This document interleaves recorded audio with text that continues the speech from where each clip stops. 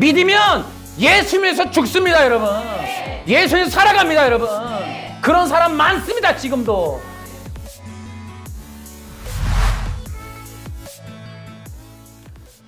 앤드류 강의 설교 영상 메시지를 유튜브로 보면서 어느덧 저도 이 안식일에 대한 새로운 눈을 뜨게 되고, 또 그러한 쪽에 교리들을 공부하면서 저에게도 상당히 도움되는 게 있었어요. 제가 모르던 영역들을 더 많이 공부하게 돼서 참 고마운데요. 그런데도 저는 이번 주도 그런 영상이나 그런 강의안들을 제가 이렇게 보면서 정말 앤드류 강의나 안식일교 관련자들이 설교나 내용들이 성경을 굉장히 왜곡하고 또 잘못 전하는 게 너무 많구나라는 생각을 하고 그런 아픈 마음이 좀 있습니다. 그리고 특히나 계시록 12장 17절, 14장 12절, 또 19장 또 22장 이런 내용들을 가지고 앤드류 강의, 계명, 또 율법, 십계명 이런 것들을 강의하는 내용들을 보면서 성경의 왜곡이 참 많이 심하다라는 생각을 하게 되었고, 그런 거와 아울러 참 많은 사람들이 시청을 하고 있구나라는 생각을 해서 저는 그냥 우리 교인들에게도 교육차, 또 혹시라도 안식일 교인들 중에 또 그런 자들을 시청하는 그런 시청자들 중에 혹시 궁금해하는 분들이 있다면 좀 바르게 알려야겠다라는 생각도 합니다. 그런 의미에서 저는 오늘 어떤 원리적인 것들을 이렇게 강의하듯이, 설교라기보다는 강의하듯이 원리적인 내용들을 강의를 좀 해보려고 합니다. 여러분들이 이걸 보고 저는 누구를 공격하거나 그럴 마음이 없습니다. 이 영상을 시청하시는 분들은 듣고 선택을 하시면 됩니다. 지금 어차피 시대적으로 결국은 수많은 영상들이 있지만은 청취자들의 몫이에요. 최종적인 결정은 그들의 몫입니다. 여러분, 하나님께서도 사탄과 아담과 하와에게 벌을 내릴 때에도 그 사람들이 속았다고 면제해 주지 않았어요. 다 책임이 있는 거예요. 저도 성경적인 해석을 하고 바른 복음을 전하려고 하지만은 어쨌든 제가 전하는 이 복음도 저에게는 심판의 잣대가 될 거예요. 그런 만큼 듣고 선택하는 문제도 적지 않은 책임이 있어요. 그런 만큼 저는 저대로 이 내용을 전달을 하겠습니다. 그러나 여러분과 내가 또 이 영상을 시청하는 분들도 각자에게는 각자대로의 영상에 대한 책임이 있다는 것을 믿고 어떻게 선택하든 그것은 각자의 몫입니다. 자, 우리 첫 번째, 지금 제가 이렇게 들으면서 가장 큰 문제가 성경의 뜻을 바로 아느냐 모르느냐, 이 문제가 굉장히 크다라는 사실을 제가 발견하게 됩니다. 보세요. 성경을 통해 복음을 전하는 겁니다. 교회나 설교자들이. 그래서 성경을 통해 복음을 전해서 영혼이 구원받을 수 있도록 설교자나 교회라는 존재들은, 이 종교단체, 기독교 이름을 달고 있는 종교단체는 복음을 전해서 영혼을 구원에 이르게 해주는, 그것이 바로 올바른 사명입니다. 그런데 바른 성경의 복음을 전하기 위해서는 이 성경의 내용을 잘 해석하고 잘 깨달아 아는 일이 무엇보다도 중요합니다. 그런데 지금 복음이라고 하지만 성경의 뜻을 바르게 해석했다고 전달하고 있지만은 상당히 많은 충돌들이 존재해요. 상이한 이야기, 다른 이야기, 서로 간에 반대적인 얘기들이 수많이 존재하고 있습니다. 왜 이렇게 됐을까요? 한 번 구원은 영원하다. 앤드류 강처럼 믿기만 하면 구원받습니까? 계명을 순종해야지. 뭐 이렇게 얘기하는, 정말 앵무새처럼 반복하는, 그게 과연 맞는 건지. 정말 한 번 거는 영원한 거죠. 일단 충돌 나잖아요. 성경은 계속해서 이 충돌에 대한 그런 반증의 내용이기도 해요. 교회 역사를 보세요.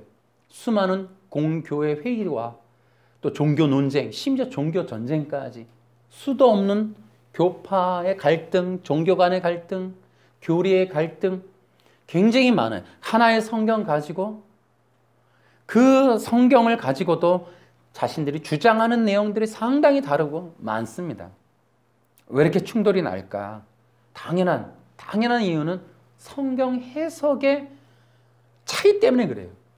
성경을 어떻게 이해하고 어떻게 그걸 받아들이고 어떻게 해석할 것이냐 하는 그 내용들, 그 내용이 또한 각각의 신학교들의 차이점이기도 해요.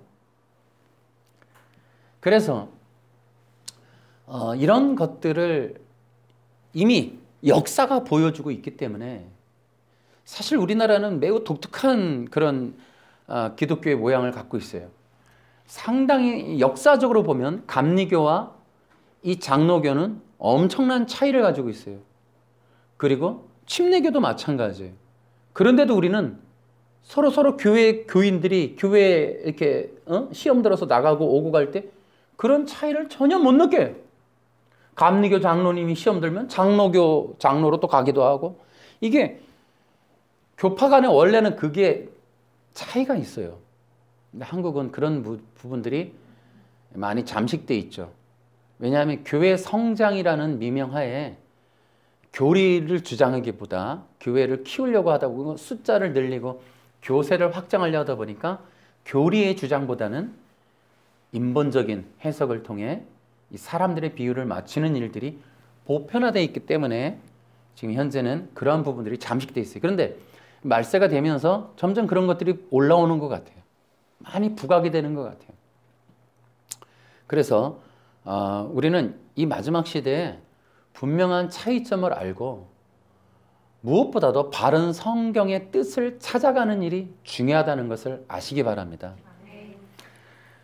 그러니까 성경을 바르게 깨닫지 못하고 또한 이 성경 해석의 차이점, 이 부분들에 문제가 생기는 것은 우리가 지금 두 번째 챕터로 이 성경을 깨닫지 못하는 분명한 이유의 첫 번째는 성경 해석에 오류가 있기 때문에 그렇다는 거예요.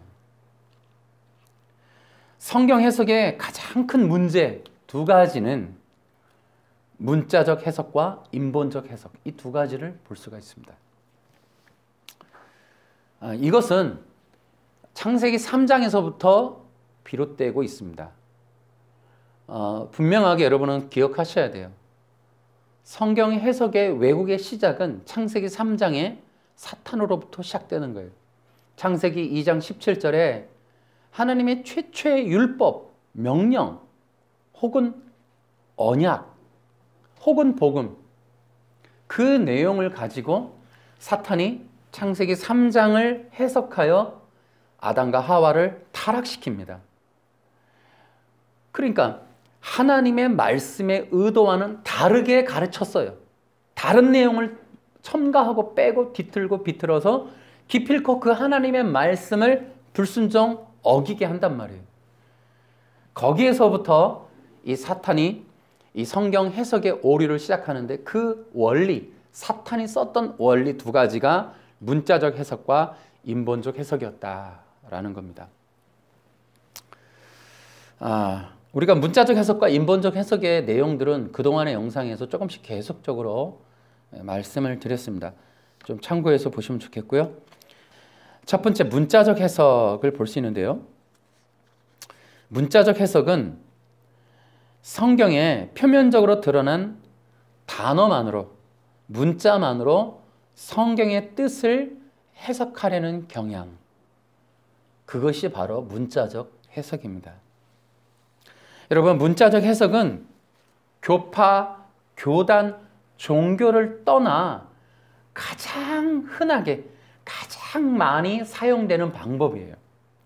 가장 많은 설교자들이 가장 쉽고 빠르고 편하게 사용할 수 있는 최고 최선의 선택이 문자적 해석이에요. 그 문자적 해석을 통해 설교를 작성하고 전달해가는 그런 일들, 이게 문자적 설교가 되겠습니다. 예를 들면 창세기 37장 19절에 보면은 이렇게 돼 있어요. 서로 이르되 꿈꾸는 자가 오는도다. 요셉을 들어 이렇게 얘기하잖아요. 그것을 통해서 우리는 진짜 이렇게 적용을 하죠. 강해 설교라는 형식을 빌어 성경 당시의 이야기를 오늘날의 우리에게 적용한다는 미명하에 여러분도 꿈을 꾸십시오. 여러분도 꿈꾸는 자가 되십시오라고 하는 그 문자가 그대로 우리 설교화되어 눈앞에 있는 성도들에게 적용시켜서 교훈하는 방식, 이게 바로 문자적인 설교가 되겠습니다. 그러나 그 본문은 그 뜻이 아닙니다. 자, 그건 나중에 또 얘기할게요. 제가 안식교인들의 영상을 최근에까지도 이제 지금 앤드류 강 영상 비판하기 시작한 지가 한 달 넘어가는데 참 많은 영상을 봐요. 한 수십 개를 본 것 같아요. 근데 참, 그들이 주장하는 게 뻔해요. 요절이 뻔하게 나와 있습니다. 왜냐하면 결국 안식일을 지켜야 하는 게 그들의 목적이란 말이에요. 결국 토요일 예배냐, 일요일 예배냐. 일요일 예배는 콘스탄틴 짐승의 표 받는 거고, 토요일이 하나님의 계명에 순종하는 거니까 마지막 시대 남은 백성은 토요일 예배 드리는 사람이다. 그러니까 십계명 지킨다는 거 들어가 보면 결국은 토요일 예배냐 주일 예배냐 그 차이가 결론적으로는 끝에 가면 그게 딱 나와요. 참 안타깝다는, 안쓰러워요. 그렇게 주장하는. 그러니까 교단이라고 하는 하나의 교단이 한 6만 명 정도 된다 하는 그 사람들이 결국 토요일 예배 하나를 주장하고 있는 게 참 안쓰러워요. 그 토요일 예배를 주장하기 위해서 그 안식교의 창시자라고 하는 화이트 부인의 글을 동원하여 그가 이렇게 얘기했다라고 주장하는 것들은 정말 안쓰럽기까지 합니다. 자, 이제 그래서 그 영상 중에 재미난 게 있었어요. 그러니까 화이트 부인이 안식교의 창시자인 화이트 부인을 안식교에서는 선지자라고 한단 말이에요. 그럴 수 있죠. 그런데 그들은 뭐냐면 성경의 말라기 이후에 같은 계열의 선지자라 이렇게 주장하는 거고, 그냥 선지자적인 어떤 그런 능력이 있다 이렇게 생각하면 좋겠는데 권위를 그렇게 신적인 데다가 두려고 애를 써요. 보혜사라고 하기에는 대놓고 이단이니까 선지자라고 하는 것 같기도 한데, 근데 사람들이 의심하죠. 그게 선지자라는 증거가 뭐 있냐. 이제 그랬더니 이제 거기에 설교자 한 분이 이런 얘기를 하죠. 이제 그 화이트 부인이 선지자라는 증거를 들이대기 위해서 몇 가지를 써요. 그 중에 첫 번째 썼던 게 뭐냐면 마태복음 5장 17절을 들어서, 마태복음 5장 17절에 예수님이 말씀하실 내가 율법이나 선지자를 폐하러 온 것이 아니다. 거 봐라. 율법과 선지자는 폐해지지 않았다. 그러니 선지자가 있을 수 있고 지금도 있다.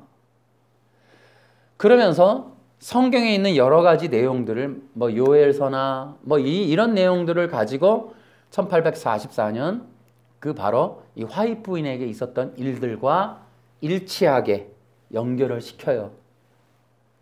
그러면서 이제 화이트 부인이 성경적 적통인 선지자임을 증명하려고 애를 쓰더라고요. 이만희하고 뭐가 달라요? 그런데 이 마태복음 5장 17절에 나오는 율법이나 선지자를 폐하러 온 것으로 생각지 말라라고 말씀하시면서 썼던 율법이나 선지자라는 말은, 여기서 말한 여러분 율법하고 선지자 이 두 가지를 보면 하나는 율법이라는 거, 하나는 사람이냐, 그게 아니고, 우리는 이미 많이 배웠습니다마는 기본적으로 좀 아셔야 되는 게, 예수님 초림 당시에 성경은 구약밖에 없었어요. 사도들이 나중에 또 성경이라고 우리가 볼 때 신약이라고 하는 서신서, 그 당시에 편지, 교회끼리 주고받았던 편지를 쓰지만 그 편지도 그 당시에는 성경이 아니었죠. 예수님 당시엔 더더욱이나 없었죠. 그래서 구약 성경을 지금 유태인들은 타나크라고 불러요. 책입니다. 책. 그런데 타나크라고 하는 이유는 뭐냐면 성경을 세 등분한 거예요. 모세오경, 시편, 선지자라고 하는 이 성경의 앞자를 따서 타나크라고 불러요. 그런데 그것을 예수님 당시의 사람들이 이 구약이라고 하는 성경을 딱히 부를 이름이 없어서 모세의 글 혹은 율법과 선지자 이렇게 지칭을 했단 말이에요. 그러니까 마태복음 5장 17절에 있는 율법이나 선지자라는 것은 사람을 뜻하는 게 아니라 구약 성경을 일컫는 당시 이름이었단 말이에요.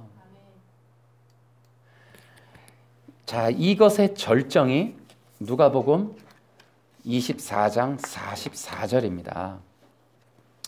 거기에 이렇게 나와 있죠. 모세의 글, 시편, 선지자. 정확하게 거기에 3등분해서 이 구약에 나를 가리켜 기록했다 이렇게 표현해요. 요한복음 5장 35절 이하에 보면 너희가 모세를 믿었다면 나를 믿었을 것이다. 모세가 나를 기록했다. 모세의 율법이 나를 기록하고 있다. 모세의 글이 나를 기록하고 있다. 여러분, 이건 그렇게 어려운 말이 아니에요.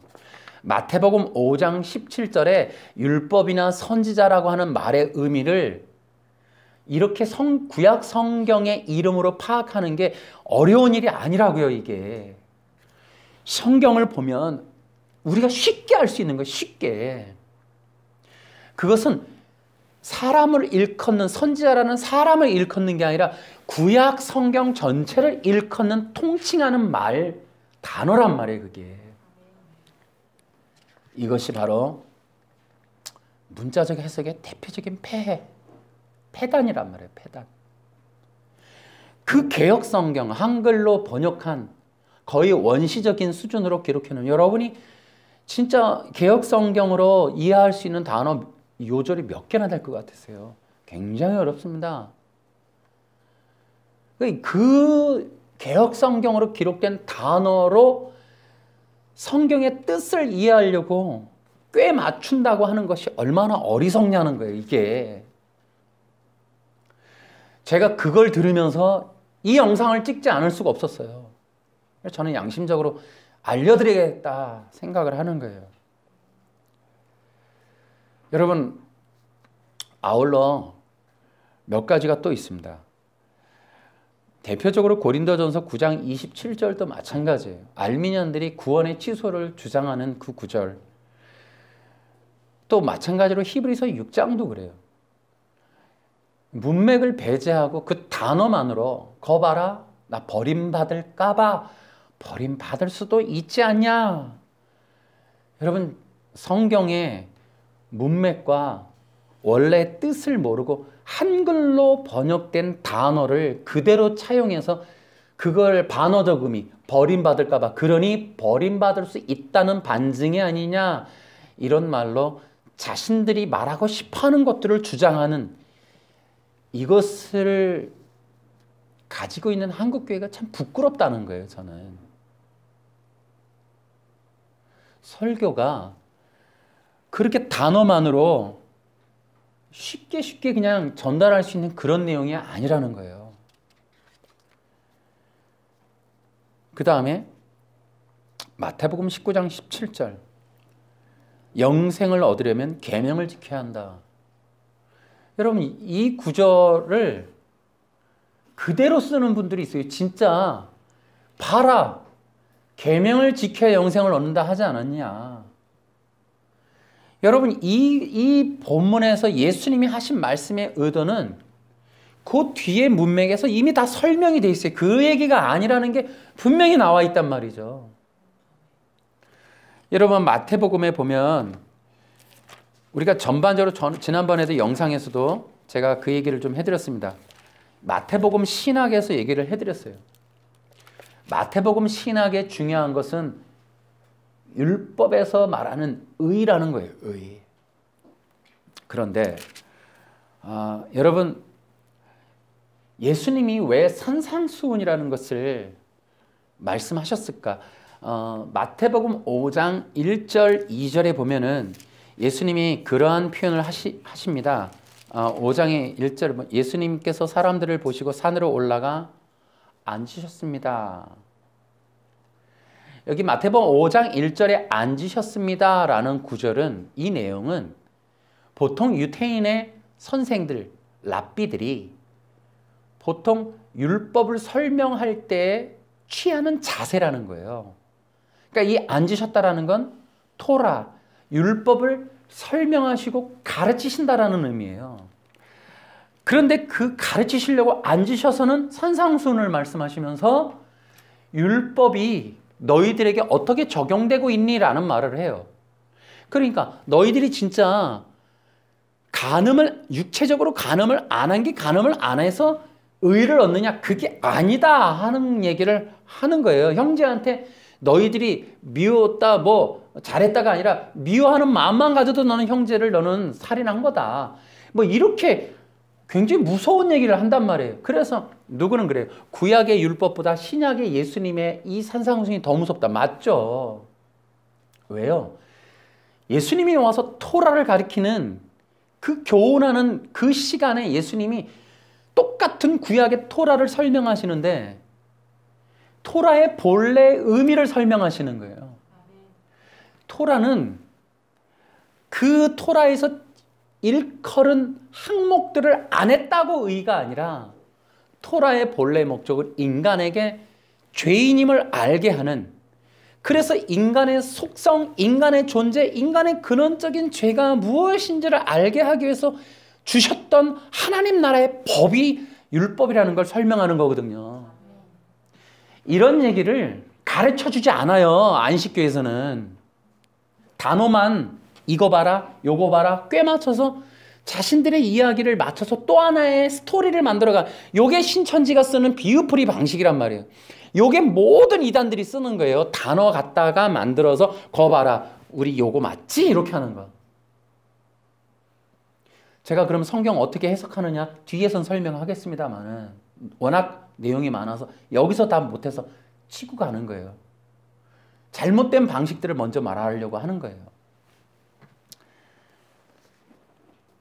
자, 그렇게 해서 예수님이 이제 마태복음 15장에 가면은 이런 말씀도 해요. 15장 16절에 예수님께서 말씀하셨습니다.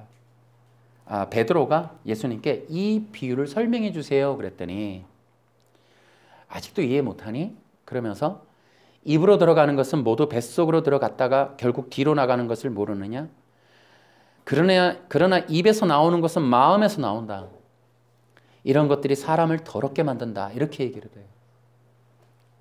마음에서는 악한 생각, 살인, 간음, 음행, 도둑질, 거짓말, 그리고 비방이 나온다. 이러한 것들이 사람을 더럽게 만드는 것이다. 씻지 않은 손으로 먹는 것이 사람을 더럽히는 것이 아니다. 예수님이 근원적으로 지금 집중하는 사역은 인간이라고 하는 근원적인 그 속이 더럽다라는 걸 말씀하시는 거예요. 그걸 계속해서 율법으로 혹은 실제적인 비유로 계속해서 말씀을 통해 사람들이 깨우치고 이해할 수 있도록 율법을 제해서 율법의 의의를 그렇게 설명하는 거예요. 사람들이 겉으로 행하는 것이 중요한 게 아니라 사람 속에 있는 것이 더럽다. 그러나 너희들이 겉으로 율법의 어떤 행동을 한다고 하나님의 의에 도달할 수가 없다. 하나님 앞에는 너는 여전히 더럽다. 너희는 불의하다. 왜? 너희들의 속마음이 더럽다. 하나님께 나아가는 자는 속마음의 더러움을 깨끗하게 씻어야 한다. 그것이 정결케 되어지지 않으면 하나님의 의에 도달할 수 없다라는 것을 설명하는 거예요. 23장을 여러분 같이 읽어요. 25절 읽을게요. 율법 학자와 바리새파 위선자들이여, 너희에게 화가 있다. 너희가 잔과 접시의 겉을 깨끗하게 하지만 그 안에는 탐욕과 방종이 가득 차 있다. 너희 눈먼 바리새파 사람들이여, 먼저 잔과 접시의 안을 깨끗하게 하여라. 그래야 겉도 깨끗해질 것이다. 율법 학자와 바리새파 위선자들이여, 너희에게 화가 있다. 너희는 하얗게 칠한 무덤과 같다. 겉은 아름다워 보이지만 그 안은 시체의 뼈와 온갖 더러운 것으로 가득 차 있다. 너희가 겉으로는 사람들에게 의롭게 보이지만 속에는 위선과 악이 가득하다. 율법학자와 바리새파 위선자들이여, 너희에게 화가 있다. 너희는 예언자들의 무덤을 만들고 의인의 묘비를 꾸미면서 만일 우리 조상들이 살았던 때에 살았더라면 우리는 예언자의 피를 흘리는데 함께하지 않았을 것이다 라고 말한다. 그러나 너희는 예언자들을 죽인 살인자들의 자손이라는 것을 스스로 나타내고 있구나. 그러므로 너희는 너희 조상들의 악한 일을 마저 채우라. 뱀들아, 너희 독사의 자식들아, 지옥의 심판을 너희가 어떻게 피할 수 있느냐. 그러므로 내가 너희에게 예언자와 지혜 있는 사람들과 율법학자들을 보낸다. 너희는 이 사람들 가운데서 몇 명은 죽이고 십자가에 못 박고 몇 명은 회당에서 때릴 것이다. 그리고 이 마을에서 저 마을로 뒤쫓으며 박해할 것이다. 따라서 의인 아벨의 피로부터 성전과 제단 사이에서 살해당한 바라가의 아들 스가랴의 피에 이르기까지 너희는 세상에서 피를 흘린 의인에 대한 죄값을 치를 것이다. 아멘. 여러분, 마태복음은 예수님께서 인간의 속의 근원적인 죄의 본성, 그것을 아벨의 피부터, 여러분 심지어 예수님이 말하는 건 바로 가인의 그 이후부터 그 사람들의 모습, 타락한 아담의 후손인 이 가인에서부터 그 죄의 본성이 심겨져 그 이후로 하나님의 그 온전한 주님의 기름 부음 받은 주의 종들을 향한 그들의 핍박에 대해서 진정한 신앙, 진정한 믿음을 가진 자들에 대한 박해하는 그들의 본성적인 악에 대해서 여러분 이렇게 보여주고 있는 거예요. 그들이 바로 율법이라는 미명하에 그 율법이라는 문자로 인하여 진정한 하나님의 구원의 복음을 가진 자들을 박해하는 그러한 것들을 보여주고 있는 겁니다. 이것을 이해하기가 그렇게 쉬운 것만은 아니에요. 제가 또 하나 말하지 않을 수가 없습니다. 여러분, 안식교가 거의 교단의 운명으로 지켜내고 있는 이 계시록 12장 17절, 14장 12절. 자, 12장 17절에 보면은 예수의 증거라는 말이 나옵니다. 개역성경에. 그런데 이것을 어떻게 예수의 증거가 여러분 뭐라고 생각하세요? 그래서 저도 이제 그들은 뭐라고 해석을 할까 하고 궁금해서 봤어요. 그래도 마침 그 예수의 증거는 예언의 신이다라는 설교가 있길래 봤어요. 그때는 이렇게 얘기해요. 개역 성경에 그러니까 개역 개정에도 그렇고 개역 성경 옛날 개정할 때 전에 이게 예수의 증거는 예언의 신이다 이렇게 기록되어 있다는 거예요. 그러니까 예수의 증거는 예언의 신이다. 뭔 말인지 잘 모르겠잖아요. 그죠? 쉽지가 않아요. 그런데 안식교의 교주인 화이트 부인이 한 10,000페이지 정도 되는 분량의 책을 썼다는 거예요. 뭐 그들이 설교에 계속 그 화이트 부인의 책이 인용이 됩니다. 근데 그 화이트 부인의 책의 그 전체적인 책의 이름이 예언의 신인 것 같아요. 그러니까 그 안식교가 주장하기를 예수의 증거는 화이트 부인의 글이다 이렇게 나오는 거예요.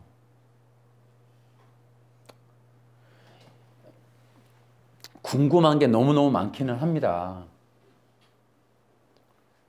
그거를 다 못 읽거나 모르면 어떻게 돼요? 그러면 참된 성도 못 되나요? 또 궁금한 게 하나가 있어요. 화이트 부인이 태어나기 이전에 예언의 신이라는 책을 본 적도 없고 읽어본 적도 없는 그런 성도들은 어떻게 되는 거예요? 그러면 사도 요한에게 계시로 보여주신 마지막 시대의 성도들이라는 게 1844년 이후에 나타날 화이트 부인의 글을 예수의 증거라고 말했다는 겁니까? 여러분 안식교인들 궁금하지 않으신지 모르겠어요. 저는 그런 걸 들으면 좀 가만히 있기가 어려울 것 같아요. 상식적으로 1세기 당시에 계시로 사도 요한에게 예수의 증거라고 말씀하실 때 그거를 1800년대 2000년 가까이나 지난 세월에 있을 어떤 여자의 글이라고 그렇게 예언했겠냐. 그럼 2000년간의 갭은 어떻게 말을 할 거예요, 이거를 다. 그러면 1800년대 이전에 화이트부인 이전의 사람들은 그 글을 읽지도 못했는데 마지막 시대에 성도 못 되는 거네. 그러니까 예수님 재림 때 못 만나겠네요. 자, 그런데 길게 갈 것도 없이 여러분 쉬운 성경이나 다른 번역을 한번 보시라고 말씀을 드리고 싶어요. 특히 안식교 교인들은, 아니 목사님들도 마찬가지고 설교하시는 분들도 지금 대한민국 서점에 가면 쉬운 성경을 팔아요. 저희는 이 성경을 참고로 늘 보고 있는데 거기에는 이렇게 돼 있네요. 예수님이 가르쳐 주신 진리라고 돼 있습니다. 1800년대 어떤 여자가 말한 얘기가 아니라 예수님이 가르쳐 주신 진리가 예수의 증거라고 번역되어 있습니다. 아니, 우리 그러면은 5글자 예수의 증거라는 것만 뒤에 예언의 신이 이것 때문에 지금 그들이 그렇게 교주로 가버렸는데 그냥 상식적으로 예수의 증거 이거를 뭐라고 얘기하면 좋겠어요. 예수의 증거. 그러니까 예수님이 하신 증거든 예수에 대한 증거든 그런 내용이겠죠. 그 뒤에 있는 예언의 신이 뭐냐 그랬더니 성령님이에요, 이게. 그러니까 성령님을 뜻하는 말이에요, 이게. 진리를 가르쳐 주신 그 요한복음, 사도 요한이 썼잖아요, 이거. 사도 요한이 요한복음도 썼다니까요. 거기에 보면 성령님은 진리의 영이라고 돼 있어요. 그분이 뭐다? 그게 예언의 신이라니까요. 성경 어렵습니까? 아니 문자 해석하시는 분들 입장에서는 성경이 어렵진 않을 건데 보이는 문자만 보면 되니까. 계시록도 사도 요한이 썼고 요한복음도 사도 요한이 썼어요. 여러분 아셔야 돼요. 사도 요한이 요한복음을 썼는데 요한복음은 다른 그 어떤 복음이 범접할 수 없는 내용들이 어마어마하게 많습니다. 그래서 이것을 공간복음, 사복음서라는 거에 둬요. 공간복음은 3개만 얘기해요. 그러니까 이 요한복음은 별도의 제4복음이라니까요. 여러분 14, 15, 16장 범접을 못해요. 다른 공간복음이. 성령님에 대한 예언이에요. 이게. 엄청나다니까요. 사도 요한이 그렇게 보혜사, 또 다른 그 보혜사, 오신다고 하는 그 보혜사에 대한 얘기를 성령의 역사로 얘기해요. 그분이 진리의 영이라는 거예요. 진리의 영을 계시록에서 번역을 할 때 예언의 신이라고 한 거예요, 그게. 그래서 성령님이 말씀하시는 그 예수님이 가르쳐 주신 진리, 성령님에 의해서 배우게 되는, 아니나 다를까 요한복음에 가면은 성령 보혜사 그분이 오면 어떻게 한다? 예수님을 말하고 예수님이 하신 말씀이 생각나게 하고 예수님께로 이끌어 주신다. 이게 성령님이라는, 이게 진리의 영이라는 거예요. 그 예수의 증거를 예언의 신, 진리의 성령께서 알려주신다는 거예요. 그것을 붙들고 있는 자들.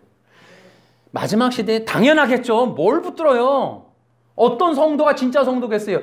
예수님이 가르쳐 주신 진리, 그 진리의 말씀을 붙잡는 자가 이기겠죠. 어떤 여자가 썼다는 책이 아니고. 여러분 보십시오. 성경에 있는 것들을 해석을 해서 성경에 있는 걸 근거로 어떤 날, 어떤 사건, 어떤 사람으로 적용하고 해석하고 주장하면 이단입니다. 여러분 성경을 자기들 방식으로 자기들에게 유리하도록 자기들이 하고 싶은 말을 지지하도록 만들어내기 위해서 문자로 조합해서 어떤 신문을 쪼개서 조합하듯이 단어들을 조합을 해서 자기들이 주장하는 어떤 내용을 거봐라 하는 요게 이단들의 방식이라고요. 요게 비유풀이에요. 요게 비유풀이. 그래서 그렇게 하는 사람들은요, 이해할 필요가 없어요. 그건 이단인 거예요. 그렇게 따라가면 영혼이 망한다니까요. 여러분, 성경에 있는 내용을 막 풀어서 어느 시대에 있었던 누구, 어떤 남자나 어떤 여자나, 여러분, 그러니까 그래요. 요엘이 뭐라 그래요? 내 영을 남종이나 여종이나 남녀노소 누구에게 부어주겠다 그랬더니 거 봐라, 여종이 있지 않느냐. 그러니 여종, 화입 부인이 선지자다. 여종이 있다 그랬지 않냐, 여종이. 그걸 안식교인들이 그거를 진짜 믿는지 나는 묻고 싶어요. 그렇게 말하는 걸. 거의 유아적인 수준이나 거의 이단들이 강요하듯이 말하는 그 내용들이, 여러분, 문맥이 그 내용이라고 받아들이는 거예요, 진짜? 요엘의 예언이 그 내용이라고 받아들이는 거예요? 문자니까 받아들이겠지만, 사람의 말이라는 게 뜻이 있고 의미가 있지. 여러분, 우리 요즘에 참 많은 말들이 만들어져요, 한국 사회에서. 여러분, 썰렁하다가 원래는 무슨 뜻이에요? 춥다라는 거잖아요. 근데 분위기가 어색할 때 썰렁하다는 말을 써요. 그럼 내가 일기를 써요. 나는 오늘 모임에 갔는데 분위기가 매우 썰렁했다. 나중에 50년 후에 누군가가 그 일기를 보면, 아, 되게 추우셨나 보다 라고 읽으면 그 관용법적으로 그게 안 맞는단 말이에요. 그 일기를 쓴 사람은 그 분위기가 어색했다는 표현으로 썰렁했다고 쓰는데, 나중에 그걸 모르고 문자로 보는 사람들은 썰렁해. 아, 그때 냉기가 돌았나? 추웠나? 아, 온도가 낮았나? 이렇게 해석하는 거는 어리석은 얘기라고. 그러니까 그 분위기를, 그 문맥을 봐야겠죠. 그죠? 그 전체적인 내용을 보고, 정말 그 사람들이 드라이했나 보다. 뭔가 이렇게 딱딱했나 보다. 사람들이, 좀 이렇게, 서로 간의 대화가 오고 가는 게 안 맞았나 보다. 뭐 이렇게 다양하게 그 분위기를 이해하려고 해야지, 추웠나 보다, 이거는 아니잖아요. 성경 해석하는 해석법에도 그게 있어요. 그래서 그 관용법을 해석하는 거예요. 그 대표적인 게 바로 여자의 후손이라는 단어예요. 창세기 3장 15절에는 여자의 후손. 여러분, 여자의 후손 남은 자가 누구냐? 여러분, 안식교가 이거 엄청 주장하잖아요. 여자의 남은 자손. 그래서 창세기 3장 15절을 얘기를 해요. 여러분, 근데 여자의 후손, 여러분, 이게 왜 예수님이냐니까요? 그냥 여자의 후손이면 그냥 아들이겠어, 어떤 사람이겠죠. 근데 이걸 왜 예수님으로 번역을 하냐고요, 지금. 그게 관용법적인 용법이라니까요. 그게 히브리 성경에서 흔히 쓰는 어떤 방식인 거예요. 한 단어가, 히브리어라는 자체가, 히브리 문화권이 그래요, 자체가. 하나님이 히브리 언어를 통해 복음을 담아두신 이유가 그거란 말이에요. 제가 늘 얘기하죠. 히브리 언어는 함축적이고 영적이고, 이 히브리어가 가지고 있는 건 상징적이란 말이에요. 매우 독특한 언어를 갖고 있단 말이에요. 그렇기 때문에 이것이 복음을 담아두기에 매우 적절해요. 여자의 후손 한마디로 엄청나게 많은 내용이 들어가 있다니까요. 이걸 다 설명한, 내 앞전에 있는 영상들 수없이 많이 얘기해놨으니까 찾아보면 좋겠어요. 그래서 성경은 무지하게 관용법적인, 이 문법적인 이것을 되게 많이 사용해요. 지금 우리가 썰렁하다라는 걸 그 당시의 언어로, 우리 2000년대 당시의 언어로 분위기가 어색했다로 이해하기 위해서는 그걸 이해되는 거예요. 그 문화를, 그 배경을, 한국의 당시를. 여러분, 외국인들이 나 썰렁해, 이거를 누군가가 얘기하면 한국인가 이해하는 거를, 나 썰렁해라고 말하는 걸 외국인이 옆에서 대화하다가 막 웃으면 되게 똑똑한 외국인이에요. 그죠? 추워, 이렇게 하면 그건 바보야. 아직 모르는 거야, 한국의 문화를. 한국에 와서 썰렁하다는 걸, 웃기는 내용이라는 걸 알아야죠. 그죠? 그런 것들을 이해할 수 있는 방식으로 우리가 지금도 그렇게 최선을 다해서 그 당시의 문화적인 어법을 살펴내야 되는 거예요. 그것이 바로 율법과 선지자를 폐하러 온 것이 아니다. 바로 그 내용이. 그 당시에 율법과 선지자 이렇게 얘기할 때에는 구약의 성경을 일컫는 말이었다는 거죠. 이런 방식을 이해하고 사용할 의도가 전혀 없으시더라고. 그거 내가 안식일 관련된 사람들의 영상 설교를 들어보면 전혀 이런 걸 감안하질 않아.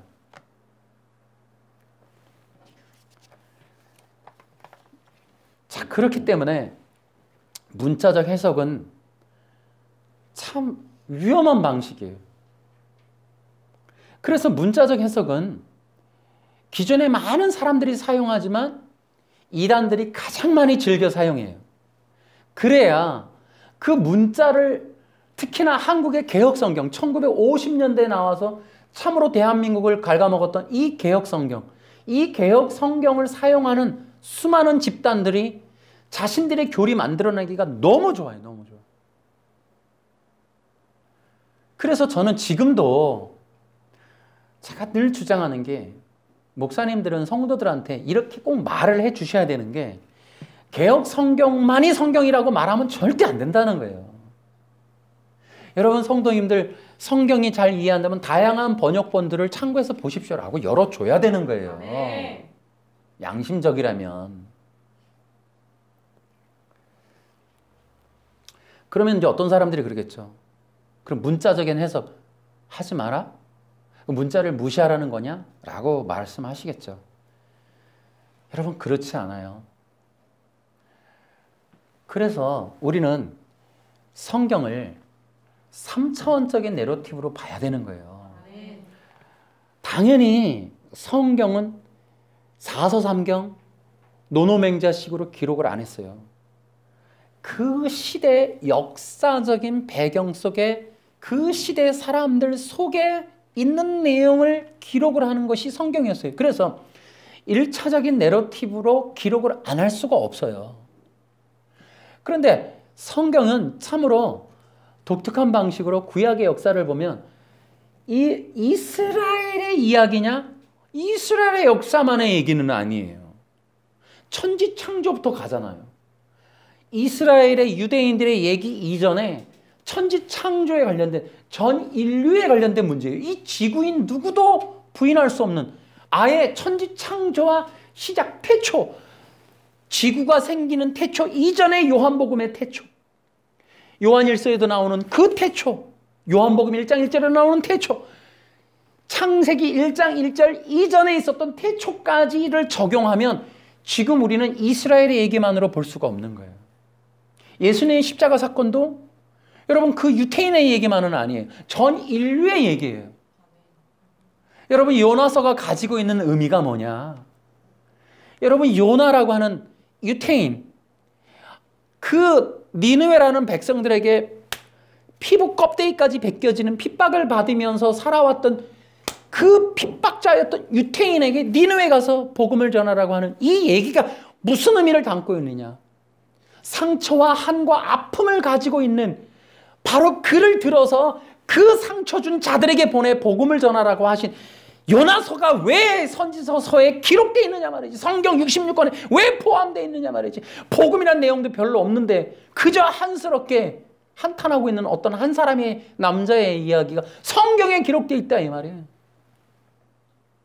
이것이 전 세계적인 하나님의 주권을 나타내고 하나님 나라의 역사를 보여주려고 하기 때문에 거기에 기록되어 있는 거예요. 이스라엘의 얘기가 아니라 하나님 나라의 이 구원의 복음을 하나님의 천지의 태초 이전의 창조의 영원하신 하나님 그분을 니느웨에게 알려주라고. 근데 왜 하필 유태인이냐? 바로 유태인들이 기름 부음 받은 창세기 출애굽기 19장에 너희는 내가 택한 백성이다. 너희는 나에게 특별한 보물이다. 바로 그 의미. 그것이 출애굽기 10계명의 의미였단 말이에요.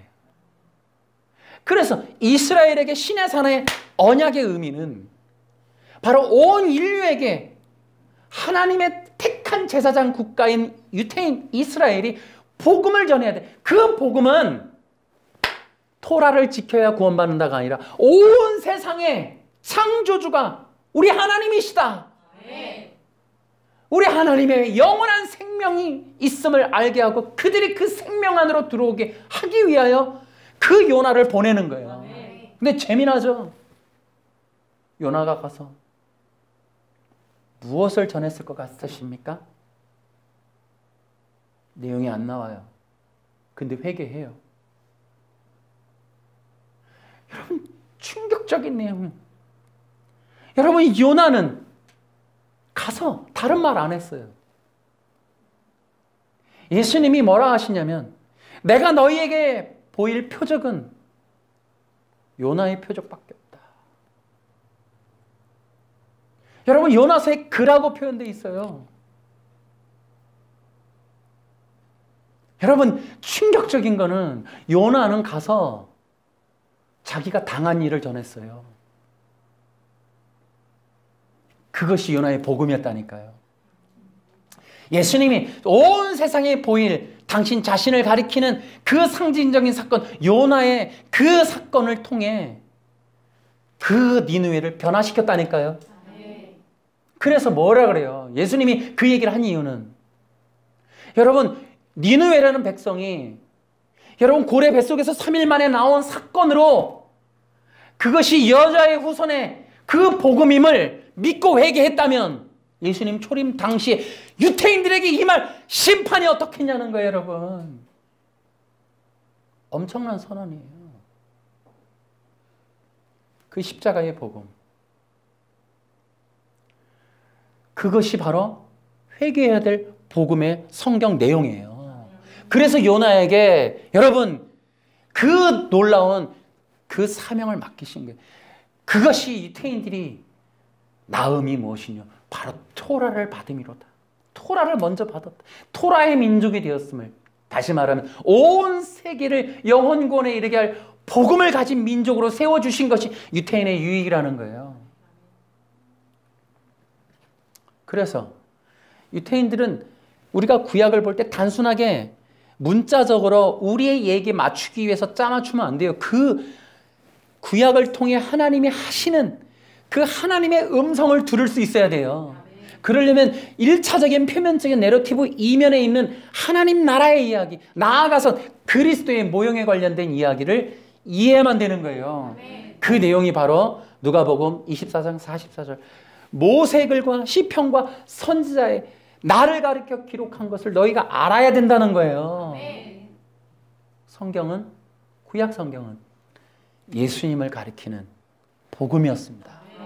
이 내용을 사도들이 사도행전에서 복음을 전할 때 구약에 있는 토라, 모세글, 시편, 선지자를 통한 기록들을 가지고 복음을 전했고 그 복음이 영혼을 구원에 이르게 했습니다.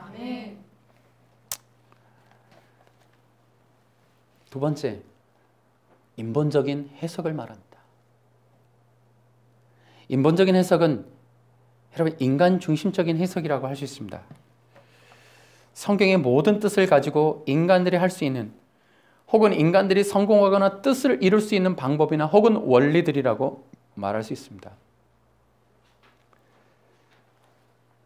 여러분, 사탄이 창세기 3장에서 이 창세기 2장 17절의 말씀을 왜곡할 때 사용했던 방식이 바로 인본적인 방식이었어요. 이것은 무슨 뜻이냐? 성경을 해석하여 인간이 원하는 것들을 이룰 수 있다, 얻어낼 수 있다, 혹은 할 수 있다. 이런 것들을 지지하는 원리나 방법들을 제시하는 것이 인본적인 성경 해석이고 이것은 철저한 사탄적인 성경 해석 방법입니다.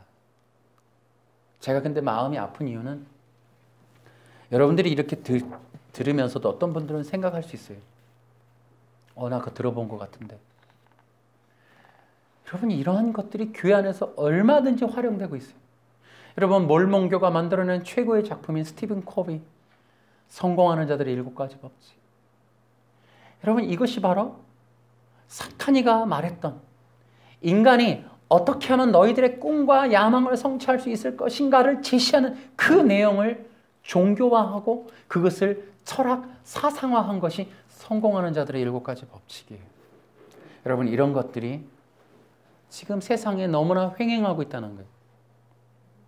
여러분 성경은 그렇게 어느 구절을 택하든 인간의 욕구, 욕망의 성취의 원리나 방법으로 사용해서는 안 되는 거예요.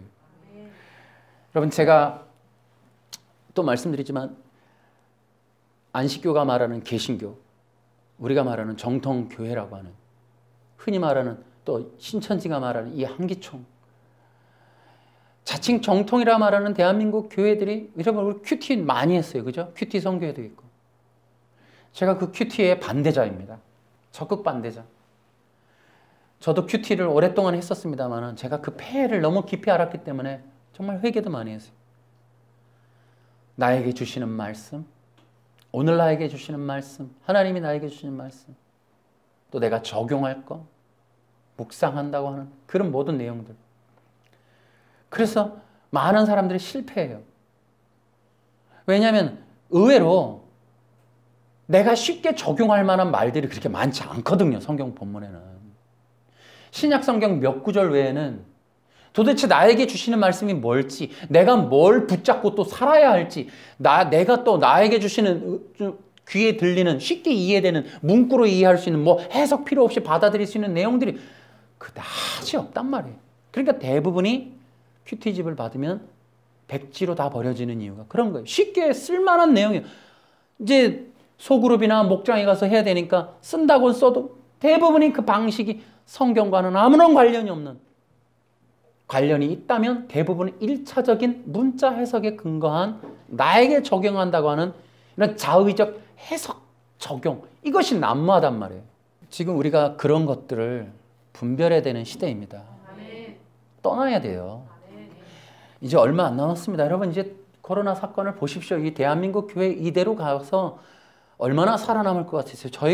우리가 이런 일을 당하면 하나님과 아무 무관하다고 생각하세요? 이 전 세계적인 종말 때 하나님의 시간표, 라스트 타임과 이런 일들이 무관하다고 생각하세요? 아니에요. 우리 자체적인 개혁을 이뤄야 되는데 프로그램 개발해놓고 또 오세요. 노래 좀 감동적인 거 준비하고 사람들을 울릴 준비하고 그런 걸로 되는 게 아니라고 이게. 진짜 우리는 근원적으로 발가벗고 내려가야 돼요. 아멘. 아멘. 로만 칼라부터 뜯어버려야지.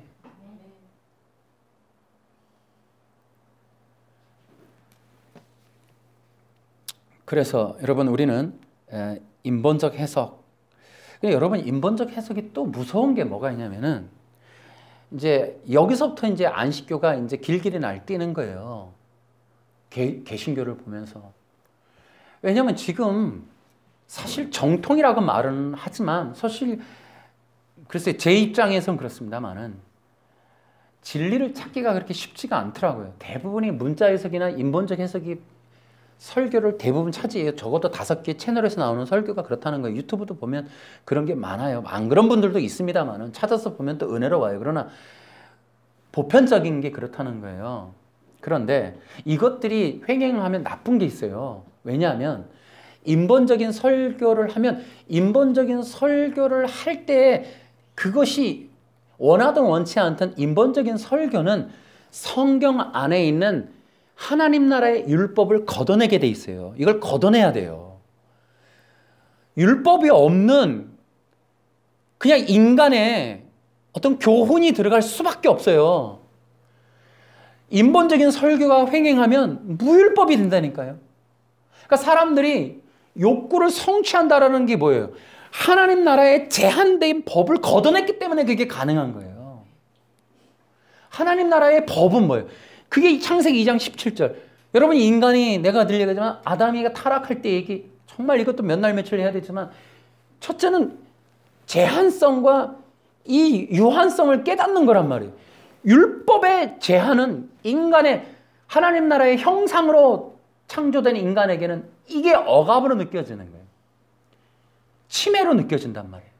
방해로, 회방으로, 간섭으로 느껴지게 돼 있어요. 인간 본성이 보여주는 거예요.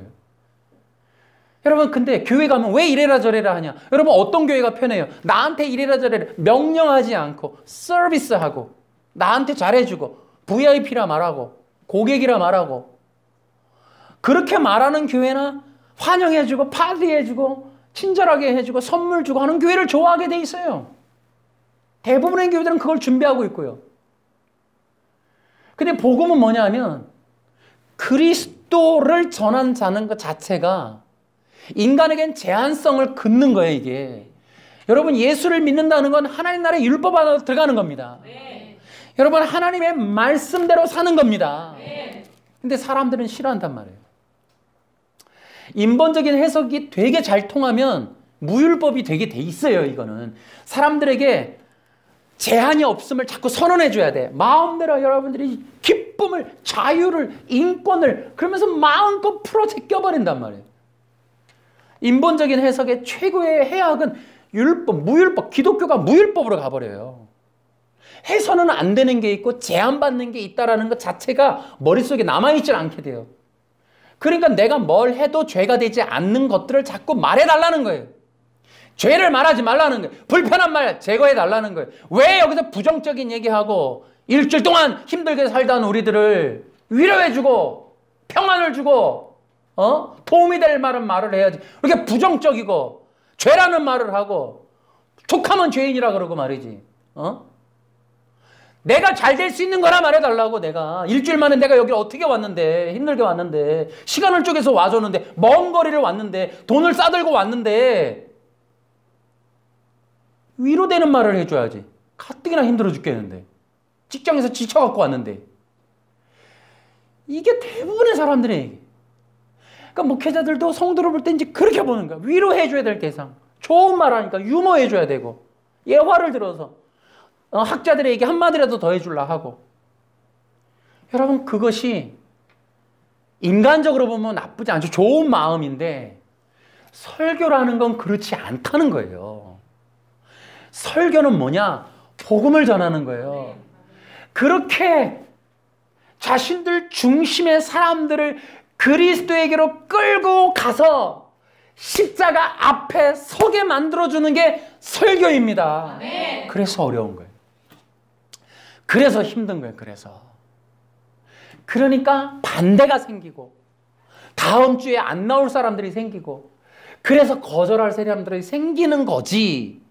근데 그것이 자연스러운 건데 모든 사람들이 교회 많이 나오게 하기 위한 방식으로 그 부담 없는 얘기 때문에 그리스도의 법, 율법, 이런 복음, 이러한 진리를 뒤로 감춰버리거나 휴지통에 살그머니 내려놓고 좋은 말만 한다는 것이 복음이냐, 설교냐, 설교자 역할이냐, 교회가 할 일이냐. 여러분, 절대 그렇지 않다는 거예요. 그러니까 저는 기쁨이 있어요. 복음을 전한다는. 여러분, 이 복음은 사람들에게 인기를 끌 가능성은 거의 없어요. 워낙 그래요, 복음은. 여러분, 옛날에 그런 말 들어봤죠. 성경 저분 잘 쪼개시네. 여러분, 제가 성경을 막 쪼개듯이 뭔가를 하면 사람들이 좋아할런지 몰라요. 저는 하나님의 명령을 준행하는 하나님 나라의 공무원이라. 근데 그 하나님의 명령이 왜 이렇게 기쁜지 나는. 저는 예수 그리스도의 복음을 통해 청중들이 예수님에게로 가게 되기를 바라요. 네. 여러분, 예수님을 전한다는 게 여러분 성경을 막 쪼개고 원리강론을 설명하고 신비한 비유풀이 어떤 비밀 비서 같은 걸 꺼내서 집사님만 봐, 우리 교회만 가르쳐 라고 하는 걸 안 꺼내갖고 인기를 못 끌고 맨날 하던 소리, 우리 목사님 맨날 똑같은 소리야, 예수님만 믿으래. 저는 오히려 그 소리 듣고 싶어 죽겠어요.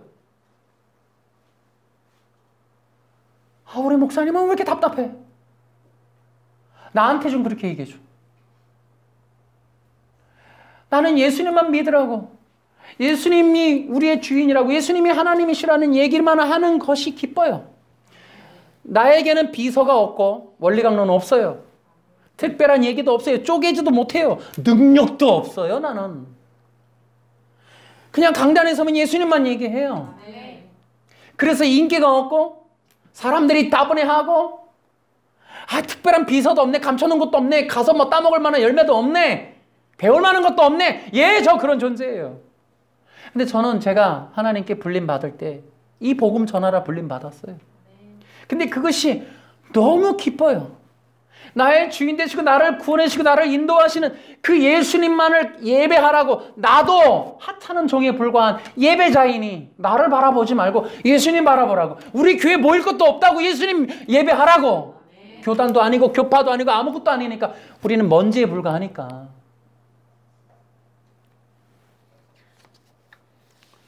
여러분, 그렇게 여러분 예수님 한 분을 믿게 하는 일, 예수님 한 분을 따르게 하는 일, 여러분에게 하찮으세요? 여러분, 예수님의 얘기 이제 지겨우시나요? 저는 이런 얘기 해주고 싶어요. 그냥 그런 데 있잖아요. 그런, 제가 경력이 30년 정도 됐잖아요. 전도사서부터. 저는 그런 것 많이 봤어요. 특별한 얘기, 비서가 있는 사람, 비밀스러운 어떤 경전이나 어떤 얘기 쪼개는 사람. 여러분, 그 많은 사람들을 따라가려고 하는 사람 많이 봤고, 그런 걸 좋아하는 사람 많이 봤어요. 그러면서도 잘못된 사람 많이 봤어요. 근데 저는 제가 지금도 기억나는 수많은 집사님들, 교사들, 저를 도와줬던 많은 주님의 그 일꾼들을 바라볼 때 그들은 예수님만 믿어요. 다른 어떤 특별한 걸 원하는 사람들이 아니라 예수님을 믿고 순종하고 섬기고 희생하고 협력하고 눈물 뿌려 중보기도 해줄 수 있고 막 그런 사람들이 저의 때때마다 있더라고요.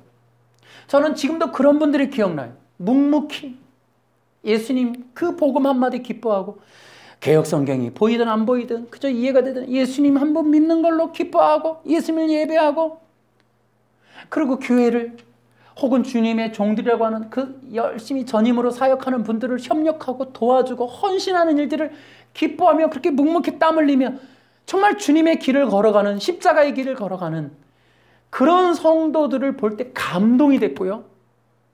제가 무릎을 꿇게 되고 지금도 기억에 남고 제 마음속에 잊혀지질 않는 사람들이 있어요. 정말 그런 분들이 저보다 낫다라는 생각을 얼마나 많이 하는지 몰라요.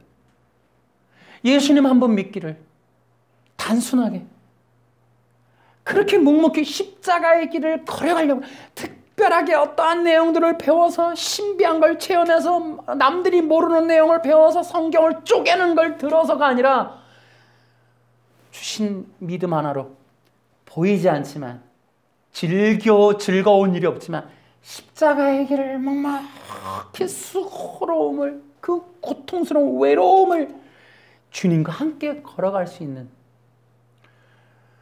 그런 사람들이 기억이 남고, 저와 여러분이 그런 사람 되었으면 좋겠어요. 아멘.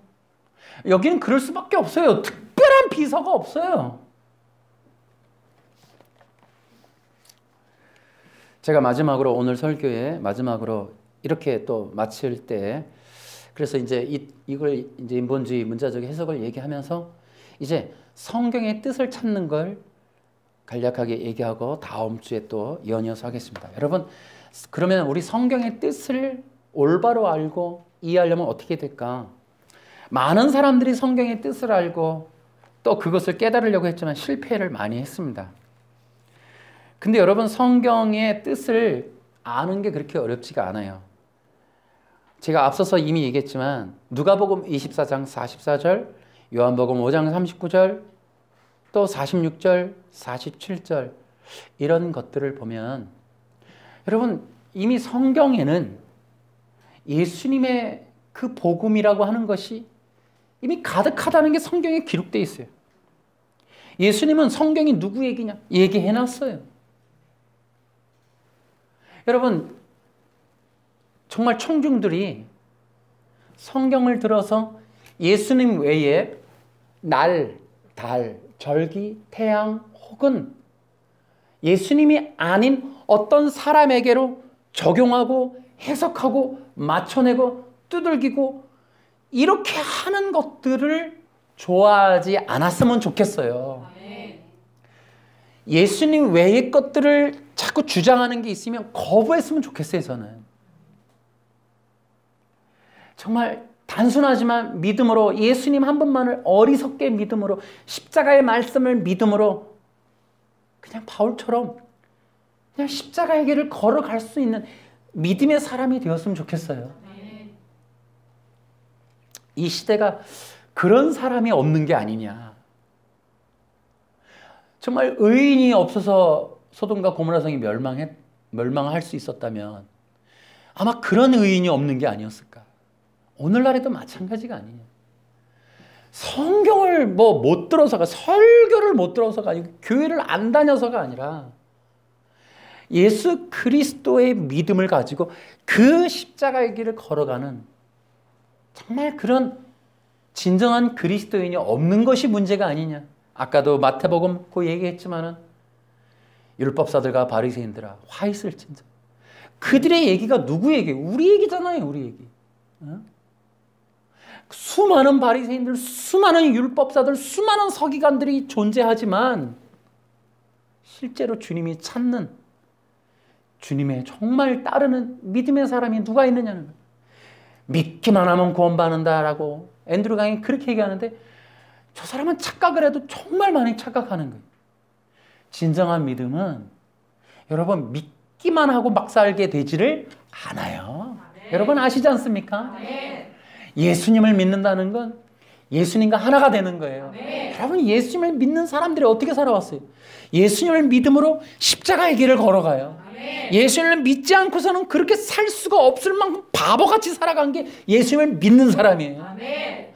십계명을 지키려고 그렇게 산 게 아니라 나를 위해서 죽으신 예수님 그분 때문에 십자가의 길을 걸어간다니까요. 네. 어? 바보 같은 얘기를 어디서 들은 얘기를 그렇게 읊어대요. 무슨 녹음기처럼.